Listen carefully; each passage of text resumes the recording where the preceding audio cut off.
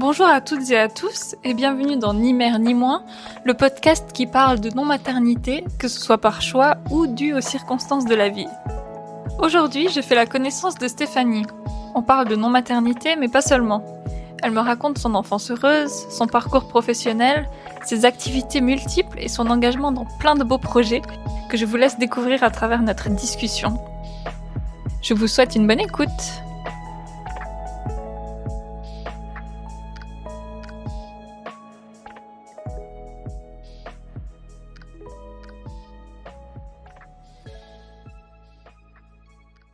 Merci beaucoup d'avoir accepté d'avoir cette conversation. Merci à toi. Alors, je m'appelle Stéphanie. Aujourd'hui, où nous parlons, j'ai 37 ans et je vis à Nanda.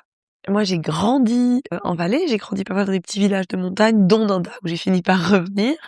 Et puis, j'ai quitté le Valais pour Fribourg, où j'ai fait des études de littérature et de philosophie, parce que c'était ma passion. Suite à ça, je suis devenue hypnothérapeute et ça fait maintenant une dizaine d'années que j'exerce en tant qu'hypnothérapeute. Moi, j'ai besoin d'être souvent surprise par mon quotidien, donc un peu comme toi, j'aime bien mélanger plusieurs lieux, plusieurs approches, plusieurs dimensions professionnelles. Donc le cœur de ma pratique, c'est que je suis thérapeute en hypnose et à côté de ça, j'anime des cours, des formations, je crée des ateliers d'écriture qui sont aussi quelque chose qui me tient beaucoup à cœur. Et puis, en lien avec l'écriture, j'écris des romans aussi.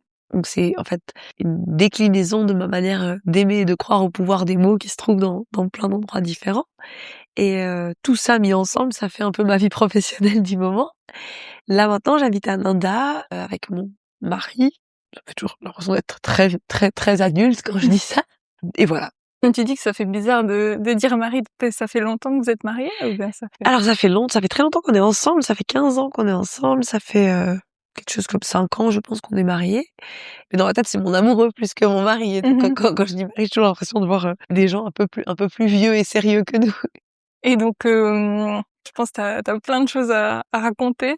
Je sais pas du coup si tu veux parler un peu de comment t'as grandi, enfin les relations que t'as eues pendant que t'as grandi, et puis à quel moment la question de la maternité est venue sur le tapis, Ouais. si t'as eu des longues relations, ou bien si avec ton mari il y a eu une discussion autour de ça. Ouais. Alors moi j'ai grandi dans une famille où on était 3, donc je suis fille unique. Mes parents ont toujours eu une maison très ouverte. C'est des personnes qui ont vraiment un cœur très social, donc il y avait souvent à la maison un peu un ou une accueillie du moment qui était là, quelqu'un qui avait besoin d'un coup de main, qui avait besoin d'être soutenu un moment. Et puis ils ont toujours été... j'ai toujours eu l'impression de ne pas avoir de frères ou de sœurs de sang, mais d'avoir beaucoup de frères et sœurs de cœur par moment en fait. Il y a toujours eu aussi beaucoup de place, par exemple, pour ma meilleure amie qui a un peu grandi à la fois dans sa famille, à la fois dans la nôtre. Donc c'était très... Ouais, j'ai eu une enfance vraiment avec beaucoup de chaleur, beaucoup de lumière, beaucoup d'amour, avec des parents très sains, je trouve. Ma maman, elle travaillait. Donc, à l'époque, c'était un peu rigolo parce que c'était mon papa qui était père au foyer, c'est ma maman qui travaillait. Par rapport à cette idée d'enfants, de nombre d'enfants, ce que je trouve intriguant dans ma famille, c'est qu'en fait, tant mon papa que ma maman mon papa a eu un frère, ma maman a eu une sœur, et à l'étage du dessous, ils ont tous fait un seul enfant. Okay. Et la plupart de moi et de mes cousins, on veut pas d'enfants. Et je me dis, ça veut dire qu'en quelques générations, ils sont passés de fratrie de 2 à un seul enfant à pas d'enfant, si on suit l'arbre généalogique. Alors ça, je trouve que c'est quelque chose, je sais pas, en transgénérationnel, ça serait intéressant à explorer en fait. Mais donc voilà, moi j'ai grandi dans cette famille-là. Moi, depuis toute petite fille, je me suis jamais imaginée avoir des enfants. Donc chez moi, c'est plutôt que l'envie de maternité est jamais venue. Ouais, donc c'est une non-envie. Voilà, Ouais. c'est pas vraiment que j'ai dû me définir ou hésiter ou déconstruire quelque chose, c'est que c'est comme un absent qui a évolué à côté de moi en fait et qui est resté absent. Je pense aussi que j'avais cette chance d'avoir des parents très ouverts d'esprit avant l'heure. C'est-à-dire que par exemple, quand ils me parlaient de mon futur, ils ont jamais, par exemple, préjugé de mon hétérosexualité. Quand j'étais petite, ils me disaient « Ah bah quand tu seras grande, peut-être un jour tu seras amoureuse et tu amèneras un garçon ou une fille à la maison. » Ils ont toujours eu ce genre, sans que ce soit, ils en faisaient pas 4 tonnes, c'était pas cliché, mais ils ont toujours eu cette ouverture-là. Et je crois qu'ils m'ont jamais non plus, en tout cas dans ma sphère familiale très proche, il y a jamais eu cette espèce de récit de tu sais, quand tu seras grande, t'auras une maison, et t'auras un mari, et t'auras des enfants, et t'auras une voiture. Donc, je pense que cette non-envie, elle avait aussi la liberté de pas se mettre à exister, en fait. Mais Voilà. pas été influencée Ouais. extérieurement. Ouais, il y a eu peu de conditionnement. Ouais. Et après, c'est vrai que c'est marrant parce que c'est une amie qui veut pas d'enfant qui m'a dit ça un jour, la concernant, puis je me suis dit que c'était vrai pour moi aussi. C'est vrai que j'ai même jamais tellement adoré jouer à la poupée, par exemple. Elle m'avait dit j'aimais toujours mieux jouer avec des peluches qui étaient des animaux qu'avec des poupées. Et c'est vrai que moi, j'ai pas trop eu ce truc enfant d'adorer jouer à la petite maman ou enfin voilà, c'était pas mon gros domaine ludique. Et en fait, c'est une projection qui s'est jamais enclenchée. Je me rappelle dans l'enfance qu'il y avait comme ça dans mon groupe de copines, on était quelques-unes à jamais dire moi mon bébé j'appellerai comme ça ou moi et il y avait une partie de nos copines qui très très jeunes en fait déjà avaient ce type de sociabilisation tournée vers le futur de quand elles auraient des enfants. Et ça a un peu continué comme ça. Après, j'entends qu'il y a eu quelques phénomènes de mode ou identitaires dans le sens où je sais que j'avais quelques copines de préadolescence qui se construisaient autour du fait d'adorer les bébés ou de dès qu'il y avait un bébé trouver ça magnifique ou trop se réjouir. Et je sais pas si nous c'était à l'inverse ou pas, mais on était quelques autres chez qui ça réveillait pas le même élan en fait. Ensuite, il y a eu un moment, et là je me demande si c'est le seul moment où peut-être inconsciemment j'ai senti qu'il fallait un peu se protéger d'une conditionnement de la société. Voilà, c'est que je sais qu'il y a un moment entre la préadolescence et la fin, presque jusqu'à être une jeune femme, où c'était dans mon groupe de copines assez à la mode de détester les enfants. Okay. Donc c'était vraiment devenu un peu comme une blague récurrente, un peu comme ces gens qui s'identifient en disant ah moi j'ai peur des clowns ou ouais moi j'ai peur du noir et c'était un peu un truc d'ado quoi. Nous c'était vraiment genre ah non les enfants je supporte pas ça. Et ça a duré assez longtemps et je me demande si c'était un peu une manière inconsciente de construire comme un paratonnerre, de dire je pressens qu'on va faire porter sur ma jeune féminité une forme de pression et commencer à me dire et toi alors ils s'appelleront comment, tu les auras à quel âge et du coup je construis ce truc très très très rejetant. Moi j'ai porté ça quelques années puis après il y a un moment où j'ai senti le besoin de le déconstruire parce que je me suis dit mais c'est pas vrai, je déteste pas du tout les bébés, je déteste pas du tout les enfants et je crois que ce truc-là m'avait protégée suffisamment longtemps. J'étais de l'autre côté du tunnel, en fait. J'étais à un âge où je me sentais déjà tout à fait assez ancrée et adulte et en sécurité pour pouvoir dire je veux pas d'enfant sans avoir besoin d'être dans quelque chose d'un peu comme ça théâtral. Projet, voilà, exactement. Mais ça avait été intéressant parce que j'avais vraiment eu besoin d'aller vers des gens avec qui je parlais beaucoup à cette époque-là. Je me disais en fait c'était pas vrai. C'est juste qu'il y avait tellement de pression que ça a été mon moyen à moi de me protéger de ça un peu. Mmh. C'est marrant parce que je résonne un petit peu avec toi. Ouais. Je pense aussi pendant une courte période dans mon adolescence où justement j'avais ce rejet, mais un peu plus pour bâcher la Oui, question, c'est ça, exactement. de dire non mais moi de toute manière j'aime pas les enfants. Ouais, ouais. Qui, ça clouait le bec. Puis voilà, il y avait pas de question. Mais c'était C'est aussi ça. l'adolescence, donc Oui. c'était un peu une question qu'on balançait. Exactement. Un peu comme ça vite fait et puis enfin quand t'es ado et que t'es pas en couple, Oui. on dit ça un peu comme ça et puis on n'arrive pas non plus à se projeter. Enfin moi je me projetais absolument pas. Enfin je voyais pas plus loin que je sais pas mes 18 ans en fait. Oui. Avant j'étais là mais en fait t'es à l'école, t'es pas en couple. Enfin voilà quoi. T'as rien vécu de ta vie vraiment. Oui. Comment tu veux te projeter dans une vie de famille ou dans une vie tout court en n'ayant rien vécu. Enfin vraiment. Hein. Et puis après, comme toi aussi, j'ai un peu plus déconstruit ça au moment où est venu, vraiment, je me suis posé la question et puis je me suis dit: «Bah, en fait, j'ai pas besoin de détester les enfants». Exactement, c'est ça. Et puis comme toi aussi, je me suis sentie assez, voilà, je me suis posé la question. À un moment donné, j'ai eu ce truc de, je dois absolument me trouver une raison, «valable» entre gros guillemets. Et puis à la fin, c'était, en fait, j'ai même pas besoin de raison pour faire valider mon choix aux gens. Ouais. Et puis j'ai même pas besoin parce que comme toi, c'était toujours une non-envie. Ah, c'est intéressant ça, ouais, ouais. Donc j'ai aussi eu cette période où je voulais absolument me trouver la raison, alors écologique ou alors qu'est-ce qu'il y aurait d'autre comme raison un peu ouais sociétale aussi, qu'on me dire ah oui mais maintenant les femmes veulent plus d'enfants parce que le rejet du patriarcat, tu vois, Oui. ça n'a rien à voir, tu Oui, vois. exactement. C'était juste j'avais pas envie. Puis ouais, il y a eu cette période où j'étais ah mais non, en fait il y a mille raisons. Puis à la fin c'était juste mais non, j'ai pas besoin de me justifier, il faut arrêter. Puis j'étais dans toute cette pression que je sentais à ce moment-là. Et puis au fur et à mesure, ça s'est un peu tassé. Puis en fait, les gens qui me mettaient la pression, c'était des gens qui me connaissaient pas forcément. Parce que les gens qui me connaissaient, donc ma famille, mes amis proches, ils ont toujours plus ou moins su que...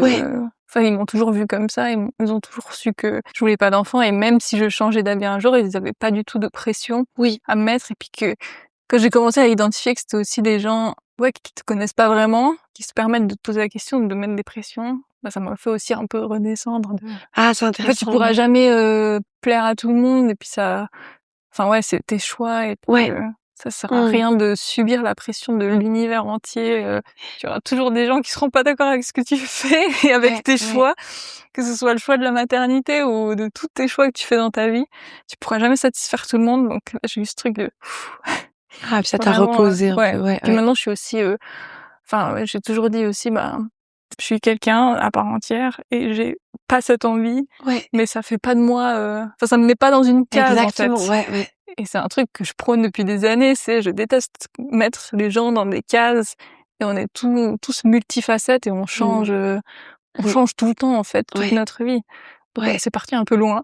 Mais du coup, je sais pas si tu peux raisonner avec ça.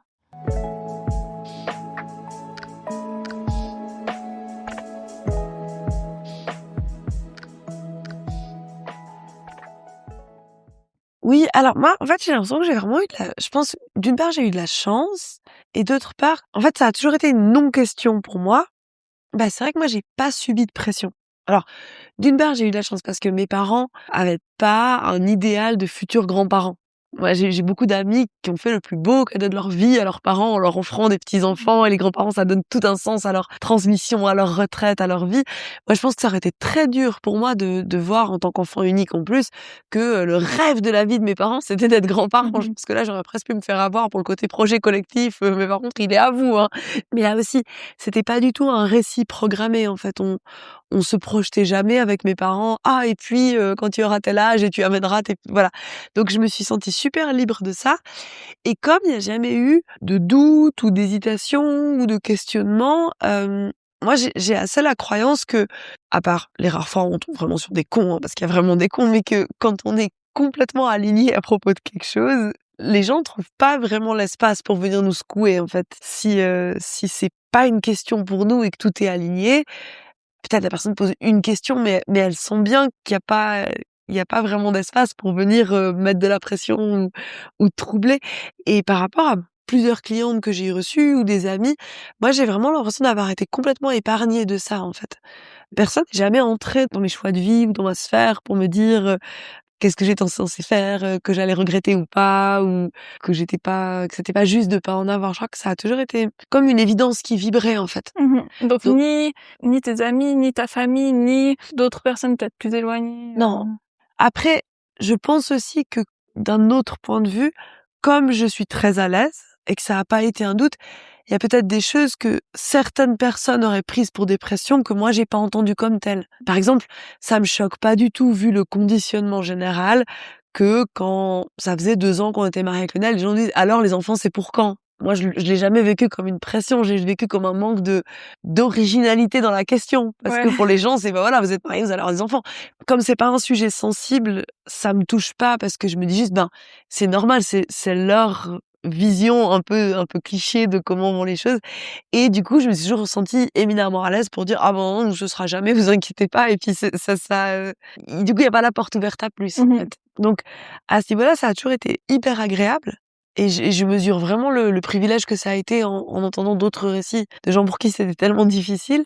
L'autre chance que j'ai eue aussi, c'est que, et là je me demande dans quelle mesure c'est qu'on s'est construit ensemble, c'est que dans mes amis les plus proches, on veut toutes pas d'enfants. Et à nouveau, j'ai entendu d'autres amis qui sont les seuls de leur groupe d'amis à pas vouloir d'enfants. Du coup, à avoir quand même ce moment où tout le monde a 3-4 ans de vie, où ils sont épuisés, qui dorment pas, qui sont complètement centrés sur leur parentalité nouvelle, des fois c'est des sacrés chagrins d'amitié, en fait, parce qu'on a beau adorer les enfants de nos amis, on a un peu perdu nos amis pendant quelques années quand même. Et nous, en fait, on a ce groupe. Moi, je me demande dans quelle mesure c'est lié au fait de pas avoir passé toute notre adolescence, notre enfance à dire ah, quand on sera maman, est-ce que ça a changé quelque chose? Mais en tout cas, dans les années un peu charnières où tout le monde s'est mis à avoir des enfants, c'est vrai que c'était réconfortant d'avoir cet îlot de gens avec qui on gardait un peu la même vie qu'avant. Après, peut-être dans les aspects relationnels, c'est vrai que bon, moi ça a toujours été tellement transparent. Il y avait juste une fois, ça m'avait impressionnée, et après je m'étais dit tiens, alors c'est vrai que c'est quelque chose qu'il faut dire très tôt. C'était ma question aussi. Est-ce que dans tes relations c'est venu assez tôt? C'est ça. Alors dans les relations amoureuses de quand j'étais très jeune, ça venait, mais c'était pas vraiment une question. Enfin, c'est pas des relations qui étaient destinées à durer. C'était juste pour apprendre à se connaître. Ah, parce que moi, je veux pas d'enfant.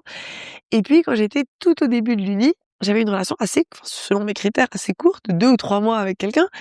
Et comme la discussion avait pas aborder ce sujet, j'avais pas pensé à dire à cette personne, si jamais je veux pas d'enfant. On était très, très jeunes, on allait avoir encore au moins 50 histoires chacun avant que quelque chose s'installe. Et quand cette personne avait appris que je voulais pas d'enfant, il s'était senti un peu trahi. Et là, j'avais vu qu'en fait, on avait des lectures temporelles de nos vies complètement différentes, où lui m'avait dit, moi, c'est pas une question, je veux absolument des enfants, et là, j'ai déjà investi 3 mois dans cette relation, et en fait, pour lui, c'était un peu du temps perdu, puisque nous n'avions pas les mêmes objectifs de vie. Ah, je me suis dit, ouah, voici un banquier des relations amoureuses qui veut un retour sur investissement. Par contre, ce que j'avais gardé en tête, c'est que je m'étais dit, ben tiens, ça peut être alors important à préciser rapidement.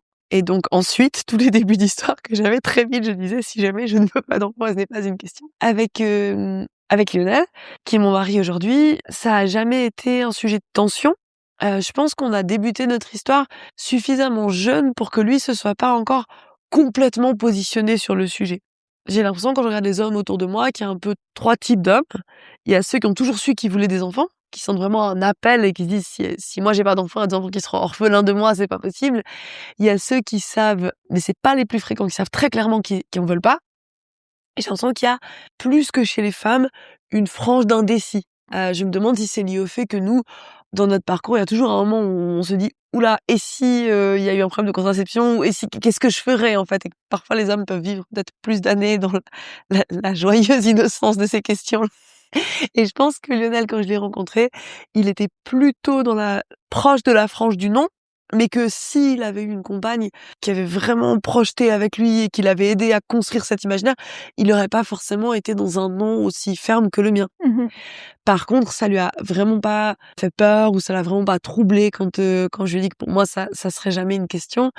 Et après, moi, je crois quand même qu'il y a une part d'inné, mais que beaucoup, c'est de l'acquis et de la construction, et que quand on vit une histoire d'amour jeune, avec l'idée qu'on n'aura pas d'enfant, ben, on est plutôt en train de constamment voir à quel point ça a l'air d'être l'enfer d'avoir des enfants, et que du coup, on se construit à contrario de ça, en fait. Ouais.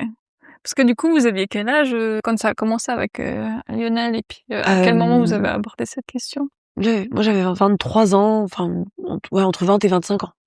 Ouais. Bah, on en a parlé très vite, mais après, comme on en avait parlé pour dire qu'on n'en aurait pas, on n'a jamais dû avoir une grande conversation sur le sujet. Mais lui, est-ce qu'il a quand même émis un peu ses doutes au début, ou Pas du tout. En fait, quand on s'est mis ensemble, c'était un âge où on était au tout début de nos études, l'un comme l'autre. C'est une question qui se serait posée 5 ans plus tard. Et comme sur le moment, on s'était tous les deux que c'était non, elle s'est jamais reposée. Et puis lui, il a pas, du coup, pendant votre relation, il a pas de nouveau abordé ce sujet en émettant des doutes, ça a toujours Non. été... Ok. Ça a toujours été évident. Puis après, en n'ayant pas au fond de son cœur ou de son corps un vrai désir d'enfant qui permettrait de sublimer ça, l'expérience de voir nos amis avoir des enfants fait quand même plutôt l'effet contraire. Ça a confirmé Ouais. le choix. Ouais. Oui, en fait, ça c'est un peu pas la dernière étape, mais l'étape de maintenant, c'est qu'en fait, on s'est toujours dit qu'on voulait pas d'enfants, mais tout en se disant, si on en avait voulu, on aurait sûrement eu une vie très heureuse. C'est juste un projet qui nous fait pas envie. Et après, nos premiers amis ont eu des enfants, ils étaient très jeunes, ils ont eu des enfants à 20, 22 ans, et on se dit, oui, ça a l'air vraiment super difficile, super intense, mais bon, c'est parce qu'ils sont très jeunes, en fait. Ils sont peut-être pas construits, ils ont pas beaucoup d'argent, ils ont des vies compliquées, c'est normal. Puis là, depuis quelques années, on a nos amis qui sont vraiment nos alter ego, les gens qui ont fait le même type d'études que nous, qui ont la même vie que nous, les mêmes modes de vie que nous, qui ont des enfants. En fait, on les regarde, on se dit, ça a pas l'air plus facile du tout. En fait, Ouais. ils sont juste plus âgés, donc ils survivent moins bien aux nuits blanches, mais ça a pas l'air plus agréable. Et depuis peu, on rit souvent avec ça, on se dit, en fait, alors on veut toujours pas d'enfants, mais en plus on s'est rendu compte qu'on n'est pas du tout sûr qu'on aurait été capable d'en avoir. Moi, j'avais jamais remis ça en question. Mais là, je me dis, techniquement, j'aurais réussi à maintenir des enfants en vie, et j'aurais sûrement eu plein de trucs cool à leur transmettre. Mais par contre, depuis peu, je me suis rendu compte à quel point ça aurait fait de moi pas l'humaine que j'aime être. Dans le sens où moi, j'adore avoir une vraie écoute, j'adore avoir de la disponibilité, j'adore avoir de l'énergie quand les gens m'appellent, j'adore m'investir dans des projets, et en fait, j'ai besoin de plein de temps de solitude, et en fait, si on me mettait dans une posture de maternité, ben, je pense que ce que j'ai à offrir au monde et mon service au monde ailleurs, il se trouverait drastiquement restreint par combien juste survivre à être maman, pour quelqu'un comme moi, ce serait difficile. Ouais, parce que toute l'énergie, enfin une énorme partie de ton énergie va dans C'est ça. ce projet de Exactement, maternité. ouais. Ouais. Et je pense vraiment qu'il y a des gens qui ont ce qu'il faut dans leur caractère pour vivre ça avec grâce. Et moi, j'aurais vraiment fait partie des gens qui auraient vécu ça comme un champ de mine dans ma vie. Et ça aurait été catastrophique. Et ça, je m'en suis rendu compte depuis pas si longtemps. OK. Ouais. Mmh.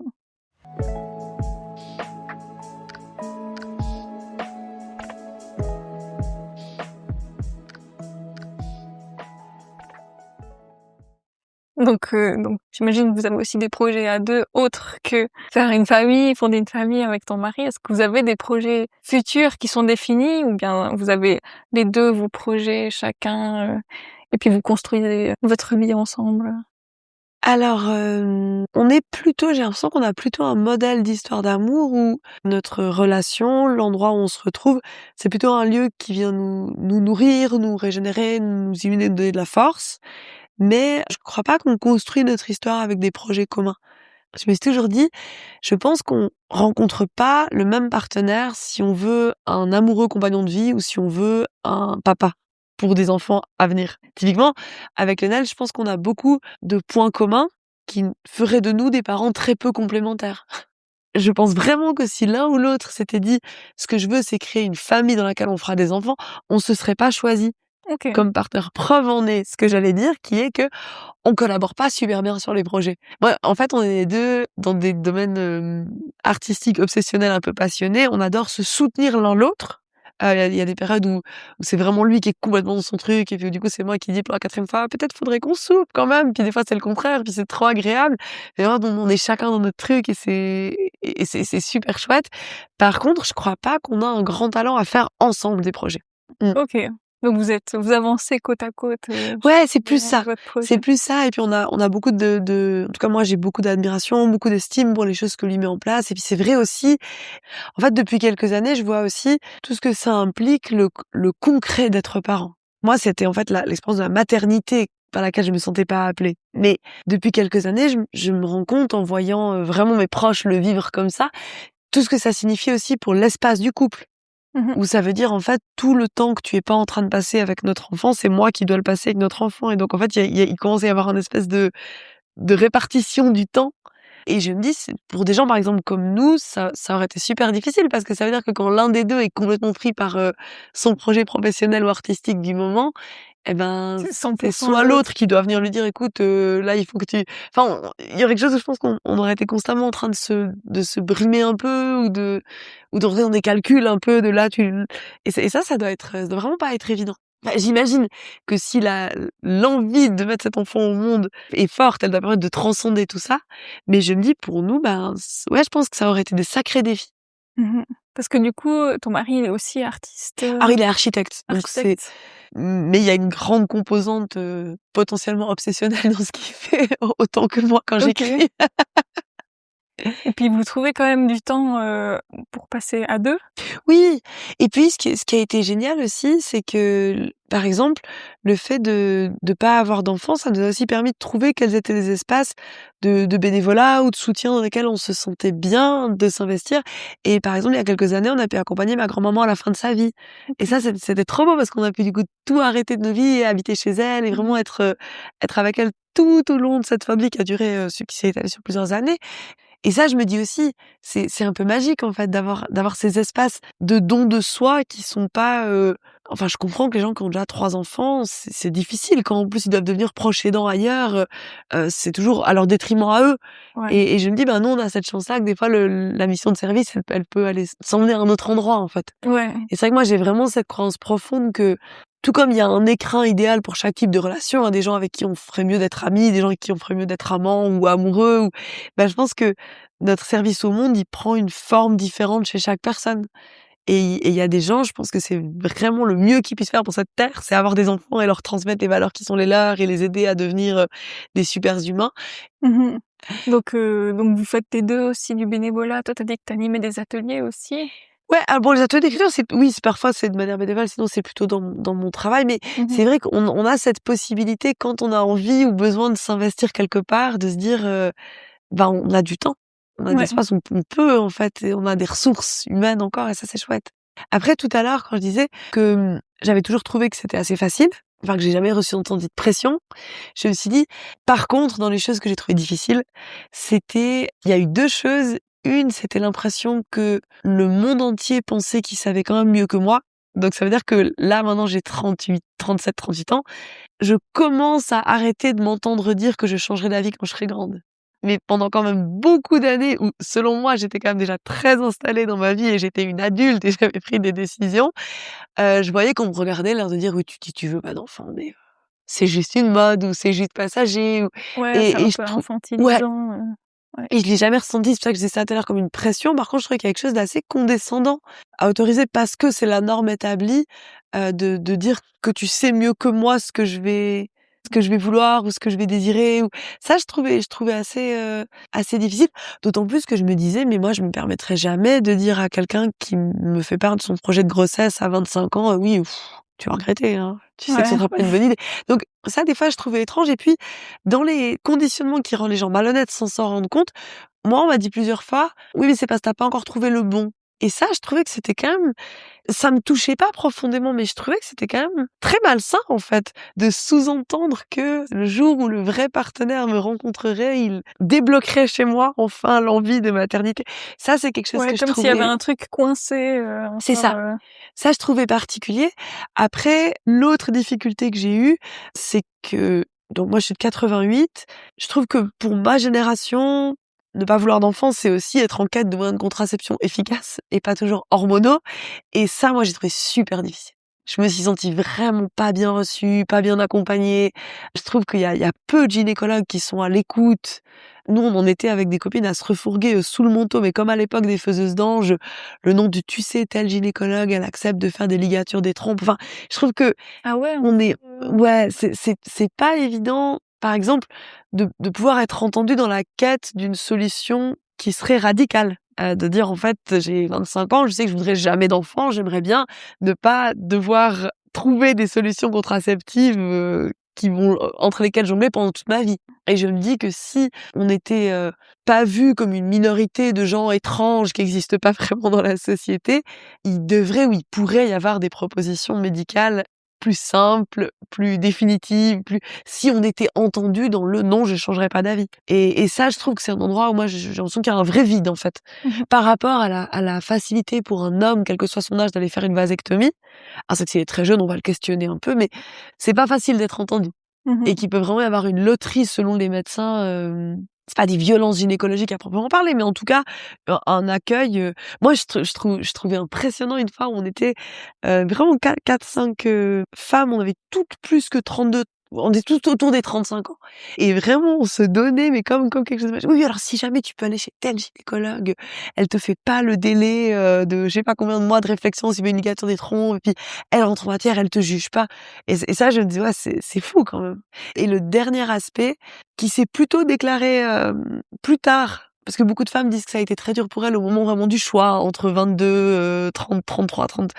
Moi, c'est un peu plus tard, c'est que, je trouve que chez les mamans, il y a quelque chose de des fois un peu violent à l'égard des femmes qui ont pas d'enfants, à plusieurs égards. En termes de regard déjà. Moi, je m'étais rendu compte il y a quelques années, par exemple, que je me sentais très observée quand j'interagissais avec un enfant. Par, les mamans? Ouais, par les gens qui ont des enfants. Ouais. Et que, par exemple, on était voir une copine qui venait d'accoucher et puis, une amie qui a 3 enfants prend le nouveau-né dans les bras, le nouveau-né se met à hurler et tout le monde rigole. Mais personne a mis en cause sa compétence à elle. Mmh mh. C'était juste, bah, voilà, ce bébé, il se retrouve chez quelqu'un de nouveau, et moi je l'ai pris dans les bras un petit peu après, il s'est mis à pleurer et très vite on m'a donné des conseils. Mais de manière Ah! très infantilisante, comme si j'avais forcément fait quelque chose de faux parce que je n'ai pas d'enfant moi-même qui avait fait que cet enfant avait pleuré. Ouais. Et je trouve que des fois, il y a une pression, là je l'ai ressenti par contre comme de devoir prouver, c'est pas parce que je suis, inférieure ou incapable ou non maternelle ou non maternante que j'ai pas voulu d'enfant. Ou des fois c'est dans des compliments mais qui sont maladroits. Parce que par exemple, moi je reçois pas mal d'enfants en thérapie et souvent, il y a un type d'enfant avec qui j'ai d'emblée un super bon contact.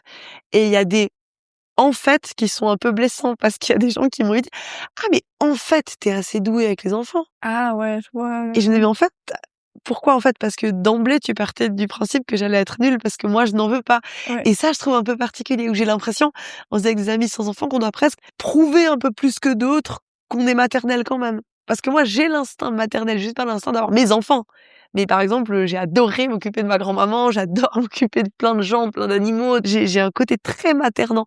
Mais c'est comme s'il faut presque le prouver, en fait. Ouais, je Et vois ça, ce je que trouve tu que c'est un peu plus violent, en fait. mmh Et aussi, je trouve que c'est une des expériences qui est extrêmement excluante où, par exemple, moi, je suis thérapeute, jamais j'ai un client qui me dit, «Vous avez pas vous-même, vécu, un viol multiple, vous pouvez pas, m'accompagner dans mon comprendre, ouais, expérience». vous pouvez pas comprendre. Voilà, ou «Vous avez pas eu de problème, d'injection d'héroïne, vous comprenez pas ma dépendance». En fait, c'est Ouais. évident qu'en tant qu'humain, on a une faculté de compassion qui est universelle. On n'est pas obligé d'avoir vécu les choses pour pouvoir écouter la personne. Mmh Et je trouve que dans les gens qui ont des enfants, alors bien sûr pas tous, mais il y en a une frange qui déconsidère beaucoup les gens sans enfants et qui font parfois, bah, je sais pas, dans des repas ou dans des moments, des conversations qui peuvent être un peu difficiles parce que il y a cette impression que si on n'a pas eu des enfants nous-mêmes, faut vraiment marcher sur des œufs parce qu'on peut ni faire un partage d'expérience, ni donner un avis, ni et que donc à part une espèce d'écoute empathique qui sera d'accord avec tout, on peut pas faire mh. grand-chose.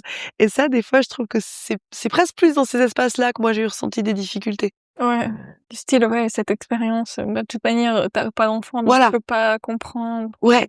Même notamment d'autant plus que c'est un choix d'avoir des enfants donc c'est un peu Oui, le truc. c'est particulier et que c'est vrai que si, je sais pas, mon compagnon, il a perdu son papa jeune, il dira jamais à quelqu'un, «Tu peux pas me parler parce que tu as pas perdu ton papa». Enfin, ça n'a pas de sens, en fait et je trouve que c'est ouais, que c'est un espace où parfois il y a un peu d'exclusion. OK, et donc Ouais. ça t'a marqué, ça t'a touché ou pas plus que à certains moments?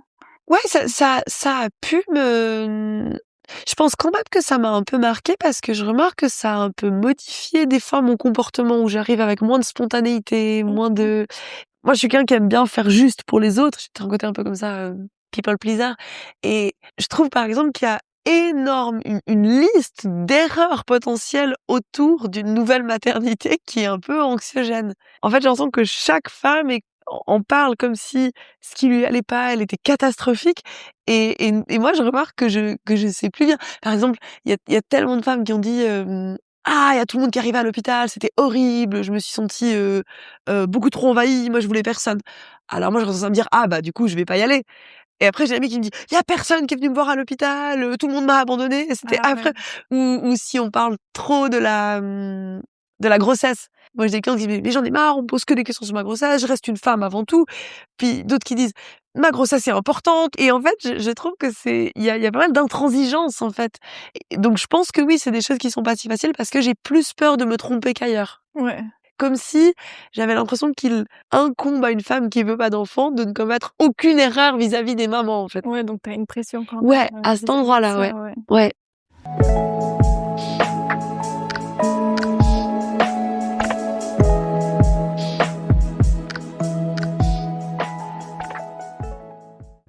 Donc j'espère que tu auras plus trop de j'espère que moi non plus j'aurai pas trop de pression. Mais c'est vrai qu'on peut pas chaque expérience est tellement unique et comme tu dis, aucune femme ne vit la même expérience. Oui, Donc mais du coup, ça doit faire d'autant plus mal de recevoir un jugement d'avoir fait faux, ouais, je trouve que c'est pas évident. c'est Après, ça. maintenant que j'en ai pris conscience, je pense que c'est quelque chose dont il faut parler. Mmh mh. En disant: «En fait, là, ça me met pas très à l'aise. Est-ce que tu me remets en question naturellement ou est-ce que c'est parce que j'ai pas d'enfant que tu me remets en question?» parce que probablement que des fois, c'est nous qui projetons ça, puis en fait, la personne, Ouais, quand elle même aurait râlé avec le oser monde poser la entier, en fait. question, Ouais, oser ouais. demander et puis, OK, je retiens ça du coup. Je pense qu'il y a du dialogue à mettre. Mais c'est peut-être une question de tranche d'âge. J'ai eu pas mal cette conversation avec plusieurs copines qui ont pas d'enfants entre 35 et 38 ans.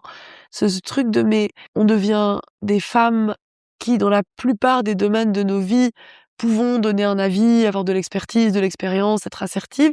Et soudain, il y a ce domaine-là où il y a quelque chose qui peut vite créer du malaise et des longues conversations où t'oses pas dire un seul mot parce que tu dis, bah, en fait, j'ai l'impression qu'on ne crédite que l'expérience et que là, du coup, je suis mise hors de quelque chose. Ouais.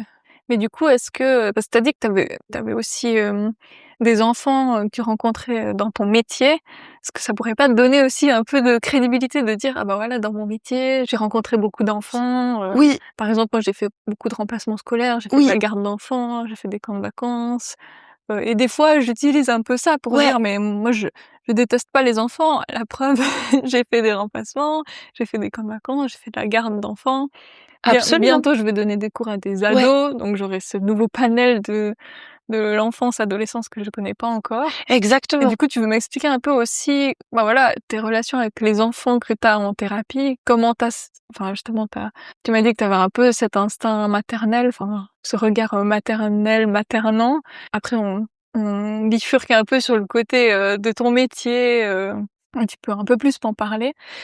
Oui, avec plaisir. Ouais, alors d'abord, je suis d'accord avec toi que oui, ça peut être un moyen pour redonner de la légitimité. Après, moi, il y a un côté où je trouve aussi on devrait pas avoir à se Ouais, légitimer, en l'idéal, fait. ce serait ça, ouais. Enfin, dans l'idéal, moi, je crois que ces temps, j'essaie plutôt de creuser ou d'aller voir s'il y a vraiment un nœud ou une projection à ce temps-là, parce que quelque part, je me dis, mais en fait, c'est un peu rentrer dans le ouais, c'est subtil, je trouve, de dire est-ce que je me défends dans mes tu sais, je sais de quoi je parle ou est-ce que simplement j'attends qu'on veuille bien, me donner du crédit, en fait Mmh. et c'est assez subtil. Après par rapport aux enfants en thérapie, moi j'aime beaucoup travailler avec eux. Je trouve que c'est génial parce que donc moi je fais de l'hypnose et en fait, l'hypnose c'est vraiment une technique de changement qui est formidable et avec les enfants, ce qui est extraordinaire, c'est que ça les étonne pas d'avoir changé. Un adulte, il va dire: «Mais ça faisait 15 ans que j'avais cette problématique, comment c'est possible qu'elle parte si vite?» Puis des fois, il va même reconstruire un peu de son problème parce que ça lui fait trop bizarre qu'il soit parti. OK. Les enfants, ils passent leur vie à changer, donc ils viennent avec une peur, tout à coup ils ont plus peur, ils sont juste contents en fait et il y a une légèreté qui est assez extraordinaire et là où le fait de pas avoir d'enfants me rend, je pense, compétente dans mon travail avec les enfants, c'est qu'en fait, j'ai aucune peine à vraiment les prendre au sérieux. Dans le sens où peut-être que si, j'avais un fils qui fait des cauchemars toutes les nuits, au bout d'un moment, je suis obligée de relativiser un peu ça et là, en fait, c'est facile pour moi d'accueillir leur demande comme celle d'un adulte, en fait et de prendre Mmh. ça, extrêmement au sérieux et d'avoir la même curiosité et dire: «Oh, mais comment ça se passe? Mais comment tu fais ça?» et c'est ça la posture qu'on a en hypnose, en fait, c'est vraiment la posture nous-mêmes comme thérapeutes d'un enfant curieux, en fait, en disant: «Mais je comprends pas ton problème, explique-le-moi» et ce qui est génial, c'est qu'un enfant, il rentre volontiers là-dedans. «Ah oui, en fait, le problème, il est grave parce que» et ça donne des choses qui sont vraiment géniales, moi, je trouve. C'est ça que je trouve beau et fou en même temps, c'est que là où parfois dans des discussions gratuites de souper entre amis, je me sens, pas écoutée ou pas prise au sérieux parce que j'ai pas moi-même fait l'expérience de la maternité. Par contre, les parents qui m'amènent leurs enfants, ils savent, enfin, voilà, ils savent très bien que j'ai pas d'enfants et ils ont une entière confiance dans ma façade de thérapeute et je me dis: «C'est troublant ça, en fait». Enfin, c'est chouette, mais c'est la disparité, elle est étonnante, je trouve. OK, trop intéressant. Donc moi, je connais rien du tout. Donc c'est de l'hypnose ou de l'hypnothérapie ou c'est la même Ouais, chose? c'est la même Tu peux me chose. dire comment ça fonctionne? C'est quoi Bah, quel type de thérapie? Moi, je connais pas du tout, j'en ai jamais fait et je ouais. suis hyper curieuse du coup que tu me parles aussi de, voilà, de ton métier. Alors l'hypnose, à la base, c'est un état de conscience modifié, donc on vit tous toute la journée différents états de conscience, comment on se sent, comment on est à l'intérieur de nous. Donc c'est un état naturel qu'on induit automatiquement tous. En cabinet, on va le créer exprès, cet état de conscience, pour utiliser certaines de ses propriétés. Certaines propriétés de l'état d'hypnose, c'est par exemple d'être plus créatif, de changer plus facilement, de pouvoir remettre des choses en question, d'avoir plus de souplesse intérieure, de pouvoir accéder à des zones de nous, des parts ou des souvenirs qui ont besoin qu'on les fasse travailler. Ça, c'est la technique. Et puis le cadre, c'est que les personnes arrivent avec un but, une envie, une problématique, un souci, une question, quelque chose qui va bien, qu'ils aimeraient explorer plus. Il y a des artistes qui viennent pour être plus créatifs, par exemple. C'est pas obligé OK. d'être forcément un trauma ou un blocage, même si c'est souvent le cas. Et puis on s'entretient, on réfléchit, on fait le tour de la problématique, on essaie de la cerner, de favoriser les prises de conscience. Puis après, on part au travail grâce à l'outil hypnotique. OK. Et du coup, tu as quoi comme type de demande? Justement, tu as dit, parfois les artistes pour être plus créatifs, Alors parfois il y les a traumas, ouais, puis les enfants, par exemple, alors ça chez peut les être enfants, quoi? c'est souvent ce qu'il y a beaucoup, c'est des choses émotionnelles. Donc un enfant qui a peur, d'aller dormir ailleurs qu'à la maison, ou qui a peur, le dimanche avant d'aller à l'école le lundi, ou qui ose pas, aller à une soirée pyjama, enfin ce genre de blocage ou de peur de l'enfance, qui ose pas prendre le bus tout seul, qui a peur pour le bricolage, enfin ce genre de choses-là. Souvent, c'est des problèmes, d'énurésie, donc de pipi au lit, ou des phobies. Parce que les phobies s'installent souvent très tôt Mmh. et c'est 4 sujets pour lesquels l'hypnose est vraiment efficace. Donc souvent, ce sera pour des choses comme ça. Parfois, c'est un peu plus flou, c'est un enfant qui vit un temps de mal-être ou qui est un peu on le voit pas aussi rayonnant ou pas aussi joyeux que d'habitude. Et puis après, alors là, ce sera pas directement lié à l'enfant, mais à ses circonstances de vie, il peut y avoir quelqu'un qui vit pas très bien le décès du grand-papa ou le divorce des parents ou les parents se divorcent depuis un moment et puis le papa a une nouvelle copine et c'est difficile ou donc là, ce sera sur des choses plutôt contextuelles, Mmh. qu'on va faire un accompagnement pour aider à aller dans la suite. Puis il y a aussi du coup des traumas, des choses comme ça.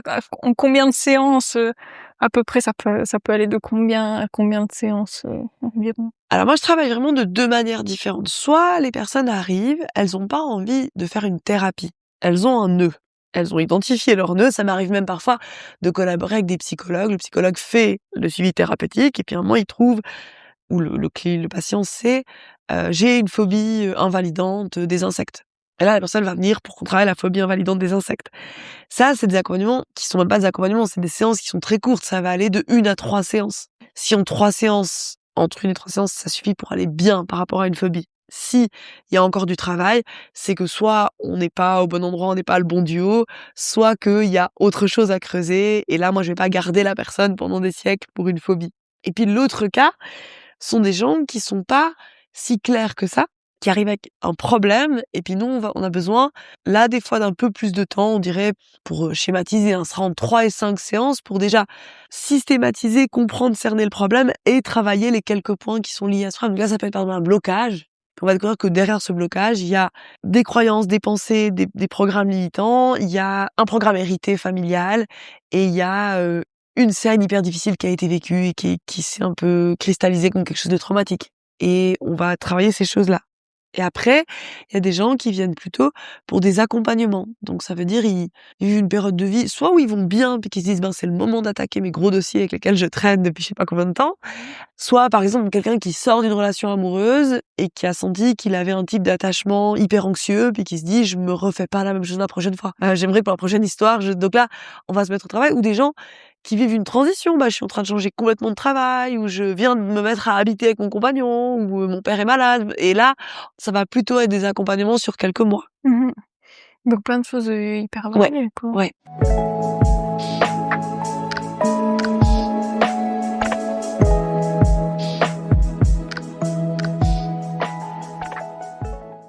Donc je sens que tu es aussi quelqu'un, voilà, de très empathique et justement, la question est un peu liée. Comment tu t'es dirigée vers cette thérapie, précisément, celle-ci en particulier, après tes études à l'uni? Du coup, comment tu as fait la transition, Ouais, c'est une qu'est-ce qui bonne t'a question. fait être attirée par, ce type de thérapie en particulier? En fait, moi, quand j'ai fait mes études, j'étais très intellectuelle, j'étais très mentale. Enfin, j'essayais de résoudre, pour moi, le seul outil de résolution de nos problèmes, c'était l'intellect. Donc ça veut dire que si on avait un problème, une souffrance, un mal-être, pour moi, il fallait comprendre d'où ça venait, comprendre la source, enfin faire vraiment une analyse et puis quand on aurait compris et réuni tous les éléments de l'analyse, ça irait mieux. Et moi, j'étais par exemple quelqu'un d'assez angoissé, d'assez facilement angoissé pendant toutes ces années-là et mon idée, c'était d'étudier la littérature, la philosophie parce que je disais que c'était des moyens de mieux comprendre l'humain, de s'approcher de qui on est, de s'intéresser à ce mystère auquel on vit. Et j'arrivais vers la fin de mes études et je me rendais compte que j'avais compris beaucoup de choses, mais que par contre ça n'allait pas forcément mieux. Je pouvais faire un super cours avec un PowerPoint sur pourquoi j'étais angoissée et qu'est-ce qui me rendait plus angoissée ou moins angoissée, mais je me sentais pas spécialement mieux dans ma peau. Et là, on avait un prof à l'Uni qui avait fait de la physique et quand il était arrivé au bout, il avait fait de la philo et un peu au confluent des deux, j'ai pas bien compris comment, mais il avait découvert l'hypnose. Et moi, ma maman faisait de l'hypnose, mais d'une manière tellement instinctive que ça correspondait pas à l'intellectuel que j'étais alors. Et ce prof, il nous l'a vraiment expliqué de manière très cartésienne, disons voilà, la suggestion active tel aire cérébrale qui réagit de telle manière, qui permet à l'information d'être acquise et intégrée de telle façon. Et en fait, il nous a donné des cours théoriques de pourquoi ça marche, comment ça marche, qu'est-ce qui marche. Et ça m'a passionnée. Et puis une fois, je suis juste allée voir une formation sur quelques jours et en fait, il y a plein de choses qui ont changé chez moi. Et ça, c'était hyper énervant parce que pour moi, en fait, c'était pas ma tête qui avait compris, en fait. Donc t'as expérimenté, Ouais, dans les de formations, on l'hypnose? est toujours, thérapeute, sujet, observateur, en fait. Mmh. Et moi, j'ai travaillé par exemple, j'avais une immense phobie des araignées, mais qui était vraiment invalidante. Et en une séance de quelqu'un en formation, ça allait déjà beaucoup mieux. C'était OK. pas parti, mais on dit que les phobies, on travaille par, c'est par gain de confort, en fait. Donc moi, j'étais dans un confort de 8, 9 sur 10, honnêtement, hein, où je voyais l'araignée, vraiment, je m'étais à trembler, à pleurer, je pouvais ne pas pouvoir monter me coucher, si j'étais en vacances chez mes parents et qu'elle était là au plafond, je pouvais pas passer dans les escaliers, c'était la catastrophe. C'était drôle parce qu'on commence la séance et moi, je voulais expliquer. Toute mon aise, je dis: «Oui, alors je pense que l'araignée, ça symbolise ça, et là, la personne me dit: «Mais tu veux changer ou tu veux m'expliquer?» Et je dis: Non, je veux changer». Et en quelques minutes, ma phobie, déjà, elle s'est désengrammée et c'est devenu une peur qui était peut-être à 5 sur 10. Mmh. J'étais bien sûr ravie, mais j'étais aussi furieuse parce que ça correspondait pas du tout à ma vision du monde. Donc là, pour moi, ça a été un renversement de paradigme où je me suis dit: «Mais en fait, il y a pas que l'esprit, puis en fait, c'est probablement pas avec le conscient qu'on change», et ça a été en même temps un tel soulagement que ça m'a, très vite donné envie de me former et de partager la technique aux gens et de faire ce métier, en fait.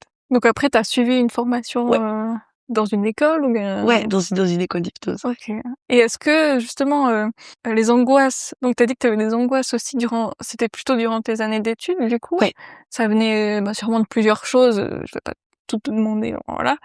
Mais vu que tu sais à peu près, ce que c'était, d'où ça venait, est-ce que t'as pu aussi travailler sur ces angoisses, via l'hypnose ou via, d'autres thérapies? Oui, absolument. Je pense qu'en fait, il y a eu une espèce de boucle vertueuse où en fait, le fait d'être angoissée venait de 2 choses. Une, c'était du fait que je vivais pas vraiment dans mon corps, je vivais dans ma tête, avec un esprit hyper arborescent qui allait à toute vitesse puis qui partait tout le temps dans plein de directions, et évidemment que avec un esprit comme ça et pas d'ancrage dans le corps, ben, tout est très angoissant et très flottant et très trop. Et comme j'étais aussi très sensible, le fait de pas être installée dans mon corps, ça rendait tout assez angoissant. Et d'autre part, dans la vision que moi j'en ai, l'angoisse, elle survient souvent dans les moments où on est, à part s'il y a un vrai événement anxiogène, mais sinon, on n'est pas tout à fait aligné à soi. Et en fait, moi, c'était beaucoup d'années de quête de mais qu'est-ce que j'ai à amener dans ce monde? Comment je serai à ma place? À quel endroit ce sera juste? Et je pense que quand j'ai trouvé, ben, ce métier que j'aime et que j'ai commencé à écrire, ben, l'angoisse était plus là parce qu'elle avait plus besoin de me montrer que j'étais en train un peu de pas prendre la bonne voie, en fait. Mmh. Donc c'est venu un peu, ça a découlé, donc t'as fait l'école, d'hypnose Ouais. et puis, ensuite t'as directement commencé à travailler dans Oui, l'hypnose? oui, T'as directement lancé ton propre truc ou bien t'as oui. été dans différents En fait, c'était endroits? rigolo parce que quand j'ai fini ma formation en hypnose, on avait tous terminé nos études à Fribourg, on était rentrés en Valais et on faisait une coloc intergénérationnelle. Donc on a vécu avec Lionel, qui était mon amoureux, mais qui est aujourd'hui mon mari, ma meilleure amie et ma grand-maman pendant 4 ans. Et c'était fou parce que dans un tout petit appartement, on était tous ensemble, c'était vraiment extraordinaire. Et moi, à cette époque-là, j'avais décidé de prendre une année pour essayer d'écrire un roman. Et en fait, ma grand-maman, elle mettait la télé très très fort. Et donc c'était super dur de travailler à la maison, en fait, parce qu'il y avait la télé sur, volume 39 027 et moi j'étais sur mon ordinateur. Et j'allais à la médiathèque, mais à l'époque, les horaires c'était vraiment pas ceux d'une ville universitaire, en fait. Donc je me retrouvais souvent à aller, chez Manor, écrire sur mon ordinateur, et tout à coup, j'ai fini cette formation d'hypnose et j'ai vu un tout petit bureau en ville de Sion et je me suis dit: «Si je fais, il coûtait 500 francs par mois». Je me suis dit: «Si je fais 5 séances d'hypnose par mois, j'ai un bureau où je peux écrire mon roman». Et donc c'est ça que je me suis lancée tout de suite parce que moi, j'avais trop envie d'avoir un lieu pour écrire. Trop cool. Ouais, oui, c'était rigolo. Et du coup, c'est des romans, de la fiction ou C'est vraiment de bien la plusieurs fiction, ouais. choses? Ouais. Alors je fais pas mal de recherches, ça se base il y a toujours un fond culturel, c'est très ancré, ici, mais par contre c'est complètement fictionnel, c'est plutôt des romans noirs. OK. Donc, tu as mené en parallèle, travail dans l'hypnose, roman et puis, donc tu fais d'autres choses aussi, des ateliers. Ça, c'est venu par après ou c'est Ouais, toujours, alors en fait tout s'est un peu lancé en peu de choses près en même temps, mais avec des fois quelques mois d'écart. Mais oui, un peu c'est un peu tout qui s'est appelé l'un l'autre, en fait. Mes âges d'écriture, c'était quand même un peu plus tard. Puis il y avait pas la même importance. Là, au début, vraiment, moi, mon but, c'était écrire, en fait. Puis mmh. les séances d'hypnose, c'était un peu un à côté pour pouvoir payer mon bureau. Et puis après, il y a eu pas mal de temps entre la fin de ce premier roman, ça c'était en 2016. À la fin de ce premier roman, j'ai fait long pour trouver un éditeur parce que moi, j'avais envoyé que à des grandes maisons d'édition en France qui me faisaient rêver et je savais pas qu'il y avait peu de chances qu'ils lisent mon manuscrit, qu'ils le prennent. Donc après, je m'étais dit, j'ai un peu fait la diva, je dis bon, bah, c'est pas pour moi, j'écrirai pas, c'est pas grave. Et je me suis lancée complètement dans la création du cabinet, dans l'hypnose, dans tout ça. Et c'est seulement quelques années plus tard que je me suis dit, mais en fait, il y a des maisons d'édition super en Suisse. C'est pas parce que, par exemple, Babel Noir n'a pas voulu de mon roman que je dois complètement abandonner. Donc, j'ai repris ce rêve-là en main et entre-temps, j'avais commencé à travailler beaucoup plus activement pour l'hypnose. Mmh. Et donc là, t'es toujours dans la même maison d'édition depuis, ton premier roman. En fait, t'as écrit combien de romans? Quand est le dernier en date, si tu veux en faire la promo, profiter? Alors, dans la même maison d'édition, j'en ai écrit 3, dont 2 qui sont un peu une suite, enfin, qui se lisent indépendamment, mais qui sont des personnages récurrents. Donc ça, c'était chez une maison d'édition qui s'appelle Plaisir de lire, où j'ai publié Confidence assassine, La dernière danse des lucioles et Mémoire assassine. Et c'est ces 2-là qui se connectent. Mémoire assassine, c'est mon dernier, c'est le dernier livre qui est sorti. J'ai eu une bourse du canton du Valais pour l'écrire. C'était vraiment une belle aventure et il est sorti il y a une année comme maintenant. Parallèlement à ça, j'ai collaboré avec une super maison d'édition qui s'appelle Okama, qui est à Genève, qui est maintenant ma maison d'édition principale, où j'ai publié des recueils collectifs et puis un micro-roman qui s'appelle Smoothie. Et à côté de ça, j'écris et je fais partie du comité d'édition d'une maison d'édition valaisanne qui s'appelle le Gore des Alpes. Donc c'est un jeu de mots, Gore des Alpes. Et c'est une édition où on publie que des textes assez trash, avec toujours un vrai fond culturel, un vrai récit et du gore. Voilà, et j'ai écrit 2 romans chez eux aussi.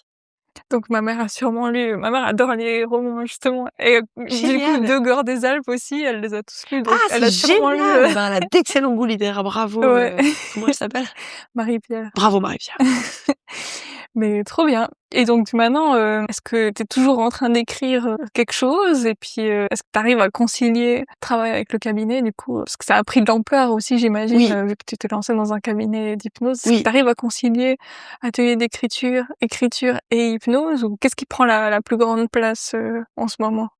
Alors disons, ce qui est le plus stable, c'est vraiment mon travail d'hypnothérapeute. Ça, c'est vraiment ce à quoi je reviens toujours, ce qui est là, qui m'accompagne. Et après, les ateliers d'écriture sont fixes aussi. C'est un moins gros volume horaire, mais c'est aussi des choses qui sont fixes. J'en ai 2 par mois et puis un qui est chaque 2 mois. Donc chaque 2 mois, j'en ai 3. Et après, des fois, je travaille aussi pour l'Unipop ou pour des choses avec les ateliers d'écriture. Et puis, les livres, dans l'idéal, j'écris 1 semaine par mois. Donc, dans mon planning idéal absolu, je travaille 3 semaines par mois au cabinet, 1 semaine par mois, j'écris. Puis ça, c'est un canevas de base qui, bien sûr, se trouve toujours être remixé par les vraies circonstances de la vie. Et après, ça dépend aussi beaucoup parce qu'en fait, dans le cycle de vie d'un livre, alors oui, il y a ces moments que moi j'adore où je suis chez moi en pyjama et que j'écris toute la journée sans parler à personne et je deviens super bizarre. Mais après, en fait, il y a des semaines d'écriture entières qui sont plutôt consacrées à, par exemple là, le petit smoothie, on en a fait une lecture publique avec un comédien qui m'a proposé qu'on fasse ça. Donc la semaine passée, c'était des semaines d'écriture. En fait, j'ai passé mon temps à aller faire des lectures de smoothie à l'école de com. Donc Ah c'était trop plus du cool. tout de l'écriture, mais c'est d'autres moyens de faire vivre le texte et c'est chouette aussi. Ouais, à fond. Ouais. Donc il y a des périodes où ça se concilie super bien et où c'est vraiment doux et en même temps c'est généreux et c'est riche et c'est super. Et à part où ça se concilie super mal parce que tout arrive en même temps et qu'il y a trop de tout en fait, parce que dans la sortie d'un livre et la promotion, même si les éditeurs sont géniaux et ils sont à l'écoute, on a une marge de décision qui est quand même restreinte. Donc on peut pas dire je veux que ça sorte là parce que j'ai 3 mois de congé après. Donc Mmh. il y a forcément des moments où c'est très intense. Et là, c'est vrai aussi que pour revenir à ce qu'on disait sur la non-maternité, comme c'est une envie qui a jamais existé, j'ai jamais réfléchi. C'est comme tu disais, quand j'ai pu créer des raisons, moi aussi, s'il fallait argumenter, je pouvais dire oh dans le monde où on vit, ou oh, mais en fait pour moi c'était juste pas là et donc du coup j'avais rien à dire à ce sujet. Par contre, quand j'ai choisi ma voie d'études, c'est vrai que je l'ai fait en ayant déjà en tête que j'aurais pas d'enfant et du coup, j'ai par exemple jamais cherché à avoir un métier stable qui m'assurerait des revenus réguliers de manière rassurante. Et ça, c'est vrai que c'est une exigence que j'aurais eu envers moi. Si j'avais voulu des enfants, j'aurais voulu être sûre que j'avais de quoi leur offrir un rythme de vie qui était plus stable, en fait. Mmh. Ça, c'est le seul moment où c'est venu vraiment en lien avec le réel. Et ce qui est intéressant, c'est que maintenant, quand je regarde ma vie, je me dis qu'en fait, ça pourrait pas aller ensemble. Mais c'est marrant parce que c'est jamais pour ça que j'ai pas fait d'enfant. Je me suis pas dit «Ah, je fais pas d'enfant parce que, je veux avoir du temps pour travailler, pour mes projets, pour la créativité». C'est juste là, quand je regarde nos vies avec Lionel, je me dis: «Mais en fait, on pourrait pas y mettre un enfant». On aurait été obligés de faire, alors on aurait fait autrement, mais il y a une vie parallèle où on n'aurait pas pu accomplir ce qu'on accomplit. Ouais, peut-être Ouais, laisser une de ces choses de côté c'est ça. puis Mais même au-delà de laisser une chose, je me rends compte qu'il y a une question de à nouveau de non-complémentarité entre nous deux, où on a tous les deux des rythmes imprévisibles et fluctuants. Et où du coup, ça aurait été super difficile de pas créer pour l'un une impossibilité d'aller au bout de ses projets ou pour l'autre, parce qu'en fait, on peut autant pas l'un que l'autre dire à l'avance, ah bah là, dans les 3 prochains mois, je serai pas beaucoup là. C'est pas quelque chose qu'on pourrait planifier d'année en année, en fait. Mmh. Et donc, je me rends de plus en plus compte que dans le concret de nos vies, bah, ça aurait demandé que ce soit autrement, en fait. Et puis là, vous avez du coup, tu arrives à trouver du temps pour te reposer aussi et puis justement pour faire des choses, en couple, Ouais, oui, oui. quand même? OK. Oui, on a de la chance, on habite juste à côté de la forêt, donc c'est vraiment facile de partir se balader. Et puis, Trop bien. on est aussi, on pourrait dire on est des minimalistes, mais on a des goûts ultra simples. Donc c'est vrai que, bah, une journée où on peut, être ensemble, se voir, partir marcher, rentrer, juste être là, on est heureux, en fait. On n'a pas souvent besoin de créer des choses compliquées, en fait. Mmh. Ouais. Trop bien.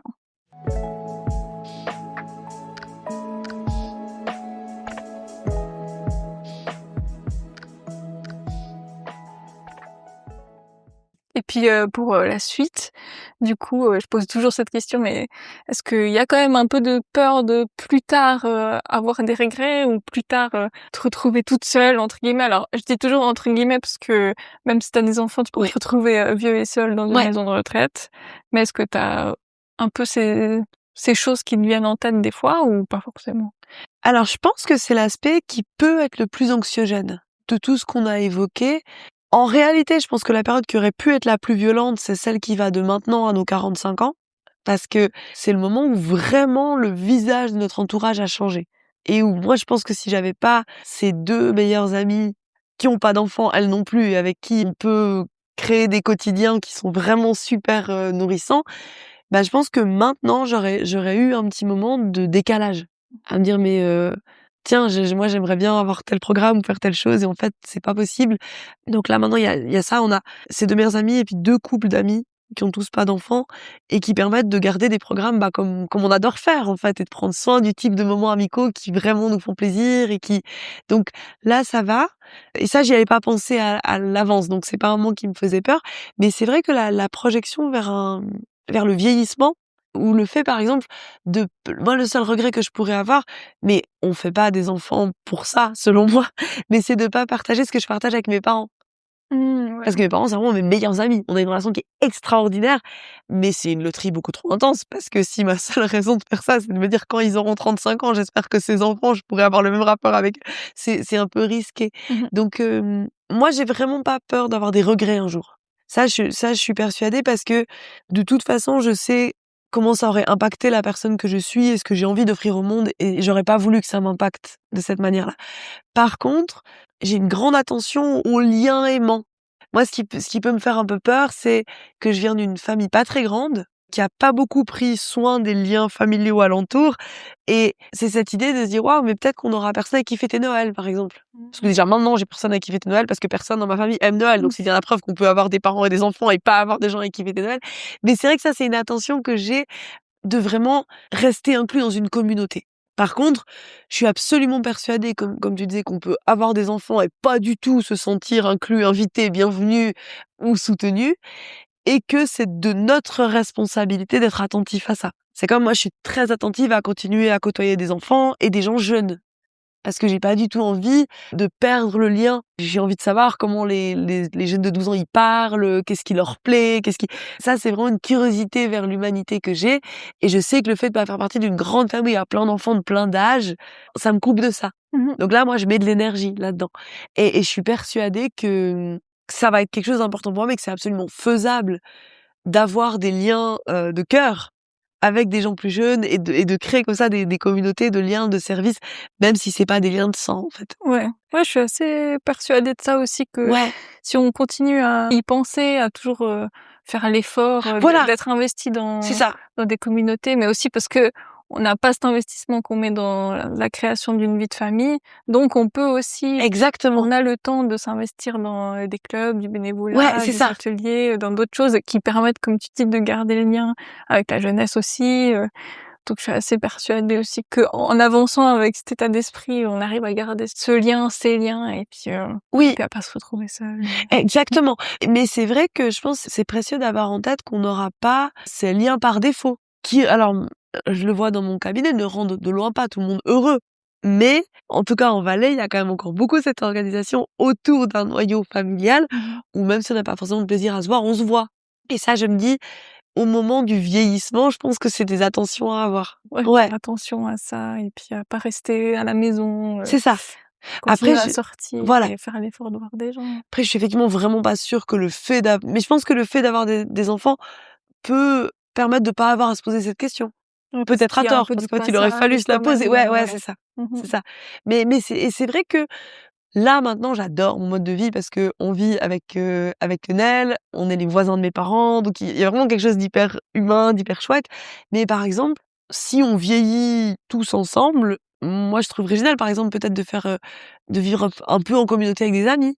J'ai l'impression qu'on a aussi des modes de vie à réinventer, en fait. Ouais, avoir plus cet esprit de communauté Ouais. plutôt que la famille nucléaire C'est ça. qui se construit autour. Je pense qu'il peut y avoir des choses chouettes et peut-être même que plus âgé, quand il y a des choses à transmettre, ça peut être génial que dans cette communauté, il y ait des enfants. Enfin, moi, j'ai aussi été ravie parce que je te disais avant, j'étais trop contente que la plupart de mes proches fassent pas d'enfants parce que comme ça, on gardait ces possibilités, comme dit, de s'investir, de voyager, de créer des choses ensemble. Puis à un moment, ça m'a fait peur parce qu'en fait, il y avait vraiment personne dans mon entourage qui faisait d'enfants. Puis moi, je m'étais quand même toujours dit, bah, ce sera chouette parce qu'il y aura les générations suivantes qui seront ceux de mes amis, en fait. Et du coup, j'ai quand même été contente au moment où j'ai eu quelques amis proches qui se sont mis à faire des enfants parce que ça permet des jolis moments où on est tous ensemble, en fait. Mais du coup, tu restes optimiste pour l'avenir, quoi. Oui, Sereine, vraiment alors. Ouais. Et puis je me dis aussi, je remarque là, par exemple, j'ai vu autour de moi des amis qui se sont, par exemple, beaucoup investis avec leur filleule, par exemple. Et ça m'a fait me dire: «Oui, c'est vrai, c'est beau en fait». En fait, les liens, ils peuvent se créer dans toutes les directions, c'est chouette. Ouais, c'est clair. Ouais, trop bien. En tout cas, merci d'avoir partagé tout ça. Je sais pas si tu as justement un mot de la fin, Bah, moi, je me dis aussi que je pense qu'on a une chance. Alors, le fait que tu fasses ce podcast montre que et les différentes choses qu'on s'est dites montrent que c'est encore pas tout à fait complètement normalisé. Mais moi, je me dis quand même, je trouve qu'on est à une période. En fait, on a une chance infinie d'être des femmes maintenant et de pouvoir juste laisser cette évidence de tiens, pour moi, c'est quelque chose qui répond pas oui, de se vivre aussi naturellement et d'avoir presque pas besoin de se battre, de se défendre ou de se protéger. Et je trouve que c'est une liberté qui est un privilège immense, en fait, par rapport à plein d'autres cultures, à plein d'autres périodes temporelles, à plein de... Et aussi, j'ai l'impression, je sais pas si je me trompe, mais j'ai l'impression qu'on est un peu dans les premières générations où on n'est pas obligé de faire autre chose d'exceptionnel à la place. Parce que je trouve qu'avant, il y avait cette idée, ben, si t'es une femme, t'es un ventre, en fait, tu fais des enfants, sinon tu sers à rien, j'exagère. Puis ensuite, peut-être ce qui a ouvert un peu la voie, c'était, ah, ou alors t'es carriériste. Avec tous les préjugés, pas forcément positifs qui allaient autour. Mais quand même, il y avait cette possibilité-là, tu pouvais être mère au foyer ou carriériste. Et en fait, c'est hyper violent. Et du coup, il y avait comme un échec pour toutes les femmes qui disaient, en fait, moi, je veux pas d'enfants. Mais je veux pas non plus être faire de la bourse à la City à Londres, c'est pas non plus ma vie. Et je trouve que ça faisait quand même peser cette injonction de si tu fais pas d'enfant, tu dois justifier autrement de ton apport au monde. ouais, avoir un accomplissement équivalent aussi. Exactement, qu'est-ce que tu vas amener? Ou comme tu te sens obligé de dire, mais par contre, je trie mes déchets. Ouais. Ou mais par contre, je nourris des chiens orphelins. Ouais, je fais de la recherche contre le cancer. Exactement. Moi, j'ai l'amie là, qui disait la plus jeune qu'elle voulait pas d'enfants, qui était super bien comprise, elle faisait des études en droit quand elle était à Fribourg, et elle disait: «Je passerai ma vie à travailler dans des zones de guerre. Je peux pas faire ça à des enfants, je serai toujours avocate dans les zones de guerre». Et je dis: «Ah oui, c'est vrai, c'est vrai». Donc c'est comme, elle va sacrifier sa vie pour autre chose. Ouais, ça justifie. Et ça, j'ai toujours trouvé violent. Et aujourd'hui, moi, je sens plus du tout ça. OK, ouais. J'ai l'impression qu'on peut dire: «Je fais pas d'enfants, point». Après, bien sûr, nous, on trouve que c'est extraordinaire, on n'a pas d'enfants, on peut faire 1000 choses qui nous passionnent et où on se sent juste et où on amène quelque chose au monde. Mais j'ai l'impression qu'il y a cette liberté de dire aussi, je pourrais ne pas faire d'enfants et pas forcément avoir une vie créative 1000 fois plus folle que les autres ou juste vivre ma vie. Et ça, je trouve que c'est une liberté qu'on a pour laquelle moi j'ai beaucoup de gratitude, en fait. Trop bien. Cool. Bah, merci pour cet échange et merci d'ouvrir ces pages, c'est génial. Bah, merci à toi pour toute ton histoire, ton témoignage, et puis je vois que des belles choses aussi à venir, et puis pour la suite, tout de bon. Pareil, à toi dans aussi. tous les domaines. Et Merci. plein de joie. C'est cool. Encore un grand merci à Stéphanie pour son témoignage, sa douceur et sa belle énergie communicative. Merci aussi à vous d'avoir pris le temps d'écouter cet épisode. Si cette discussion vous a plu, n'hésitez pas à vous abonner pour ne pas manquer les prochains rendez-vous et à partager cet épisode autour de vous. Bonne journée à toutes et tous et à bientôt pour un nouvel épisode de Ni mer ni moins.